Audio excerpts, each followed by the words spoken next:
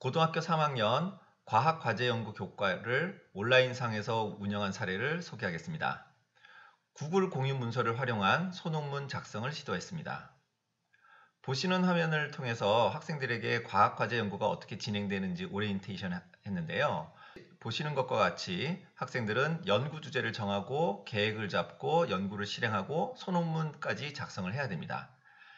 우리가 면대면으로 학생을 지도를 하는 경우면 지속적으로 학생들을 지도할 수 있는데 온라인 계약 상황에서 어떻게 학생들을 지도할 수 있을까 고민을 했습니다. 생각 끝에 구글 공유 문서 기능을 이용하면 온라인상에서도 효과적으로 지속적으로 학생들을 지도할 수 있겠다는 생각을 하게 되었습니다. 구글 클래스룸에서 학생들에게 문서를 제공했는데요. 문서는 제재 정하기 단계에 관련된 내용이고 학생들에게 학과, 진학하고자 하는 학과를 적으라고 요구했고 연구하는 분야, 그 다음에 그 분야에서 세부 제재들을 정하는 연습을 해보라고 권했습니다. 그리고 이 문서 밑에 선생님들의 코멘트를 달았고요. 제재가 정해지고 나면 제재의 어떤 점을 연구할 거냐라고 정하는 단계가 있는데요. 여기에 그 제재의 어떤 점을 연구하겠다고 학생들이 작성을 하면 그 밑에 선생님이 코멘트를 달도록 문서를 만들어서 학생들에게 제시했습니다. 지금 보시는 화면은 학생들 입장에서 과제를 받은 상황인데요. 아까 선생님 입장에서 보냈던 문서가 오른쪽에 이렇게 보이는 것을 알 수 있습니다. 학생도 똑같이 이렇게 문서를 받아볼 수 있고요. 이 안에 내용을 작성을 해서 선생님에게 제출을 하면 선생님도 그 문서를 볼 수 있게 되는 겁니다. 지금 보고 있는 화면은 학생들이 각자 제출한 문서들이 이렇게 이름을 달고 와 있는 것을 볼 수 있는데요. 어떤 학생들은 아직 내용을 입력하지 않은 학생도 있고 어떤 학생은 이렇게 상세하게 적은 것을 볼 수 있습니다. 한 학생의 문서를 보겠습니다. 보시면 이 학생은 통계학에 관심이 있다고 얘기를 했고 그 통계의 분야를 연구 분야로 정하고 싶다고 했고 그 안에 세부 제재를 이와 같이 마련했습니다. 이 코멘트에 제재 정하기의 코멘트는 달지는 않았는데요. 밑에 주제를 잘 정했기 때문에 그 밑에 주제와 관련된 부분에 코멘트를 상세하게 단 것을 보실 수 있습니다.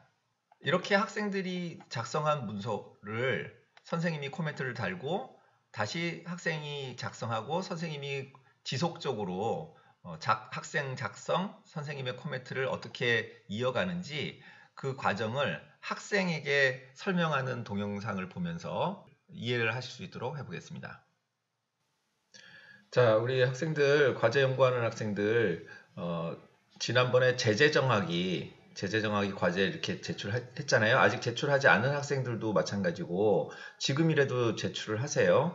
그래서 보면 이 엘사라고 하는 학생하고 이제 연습한 거를 보여드리는데 지금은 이제 엘사 학생 입장에서 제출한 문서를 보는 거예요. 그러니까 지금 여러분들도 지금 다시 구글 드라이브에 해당 그 과제 연구 폴더에 들어가면 이 파일을 다시 볼 수 있거든요.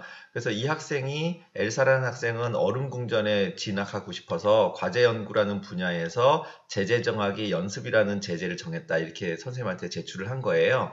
그랬을 때 선생님이 이렇게 코멘트를 달았어요. 제재 정하기에 대한 선생님의 코멘트. 얼음궁전에 진학하고 싶은 학생으로서 분야를 과제 연구로 잡고 제재를 연습으로 정한 것은 잘한 것 같아요. 이렇게 코멘트를 달았거든요. 그럼 이제부터 여러분들은 선생님이 그 수정 권한을 다시 줬어요. 이 문서에 대해서. 아마 지금까지는 수정이 안 됐을 거예요. 그럼 여기다가 여러분들이 다시 뭔가를 더 쓰고 선생님이 다시 코멘트를 달고 할 때 선생님이 코멘트를 달았다면은 이렇게 다른 색깔로 정해놨거든요. 그래서 이런 거를 여러분들이 수정할 수 있어요. 코멘트를 지우라는 소리가 아니라 이 코멘트를 검정색으로 만들어주세요. 그러면 선생님이 나중에 봤을 때 이 코멘트는 예전에 했었던 코멘트구나 하고 그 다음에 선생님이 빨간색으로 다시 코멘트를 달겠죠.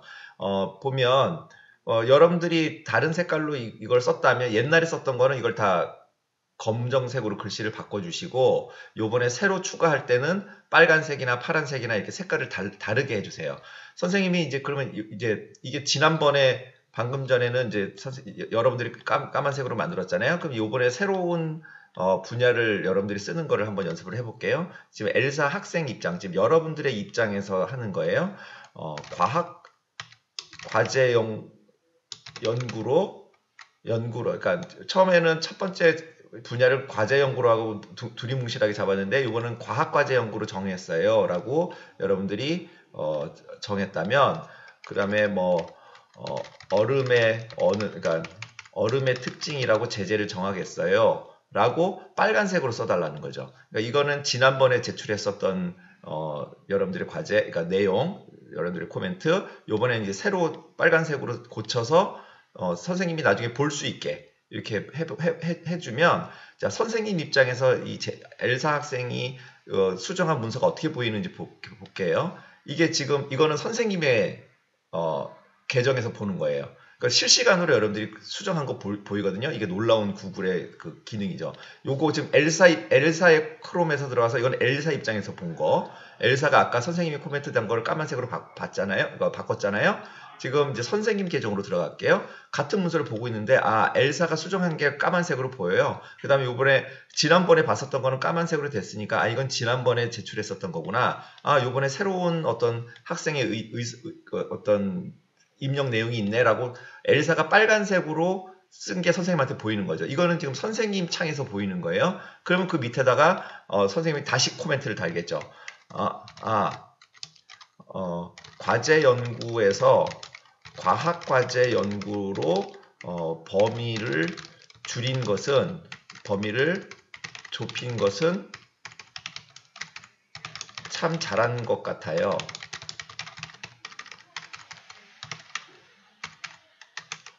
범위가 줄어드니 제재가 더 구체적으로 정해지네요. 이렇게 코멘트를 달 때 선생님은 그럼 다시 이거를 뭐 파란색이나 빨간색으로 바꿔서 이렇게 코멘트를 달아줄 거예요. 그럼 이제 이 선생님이 바꾼 이 문서가 어떻게 보이는지 한번 볼게요. 엘사 입장에서, 학생 입장에서 네, 요 바로 들어왔죠. 이거는 그러면은 선생님이 요거에 대해서 옛날에 여러분들이 제출했었던 내용에 대해서 요 코멘트를 달았었던 거고, 요번에 바꾼 거에 대해서는 요렇게 파란색으로 선생님이 그 어떤 코멘트를 달아줬구나, 여러분들도 인식하기 편하겠죠. 그래서 계속 이런 식으로 쌓아갈 거예요, 앞으로 문서를. 그러니까 이 제재 정하기뿐만 아니라 이제 연구 주제 최종 정하기, 뭐 각종 이런 식으로 공유 문서를 통해서 뭔가 우리가 의사소통을 할 때 이런 식으로 앞에서 논의됐던 거는 검정색으로 여러분들이 수정을 하고, 지우라는 뜻이 아니에요. 검정색으로 색깔을 바꾸고 새로 제출하는 거는 이렇게 빨간색이나 파란색으로 써주면 선생님이 그걸 알아보고 선생님이 새로운 코멘트도 이렇게 색깔을 넣어서 코멘트를 달아줄게요. 그러면 서로 그 커뮤니케이션 했었던 것이, 소통했던 것들이 차곡차곡 쌓여가겠죠. 자, 이런 식으로 구글의 공유 문서를 사용하는 겁니다. 수고했습니다. 지금부터 보시는 영상은 제가 한 학생이 제출한 과제에 코멘트를 달고 있는데, 우연히 그 학생도 함께 들어와서 문서상에서 실시간 채팅하듯이 대화가 이루어지는 모습을 보여주는 영상입니다. 이 영상을 보시면 구글 공유 문서가 어떻게 작동하는지 이해하는 데 도움을 받으실 수 있을 것 같습니다. 제가 아래에 코멘트를 달고 있는 동안 그것을 본 학생이 자신의 의견을 입력하는 모습을 볼 수 있습니다. 위에 줄에 작성되고 있는 문장이 학생이 작성하는 문서입니다. 하나의 문서를 여러 학생에게 공유했을 경우에 온라인상에서 모둠별 협동학습도 가능하다는 것을 알 수 있습니다. 구글 클래스룸을 활용하지 않는 학교의 경우 선생님 개인 계정을 활용하면 가능합니다. 다만 학생들을 공유 문서로 초대하는 과정이 좀 어렵다는 한계는 있을 수 있습니다. 본 영상이 온라인 계약 상황에서 선생님들이 수업 설계하시는 데 도움이 되었으면 좋겠습니다. 감사합니다.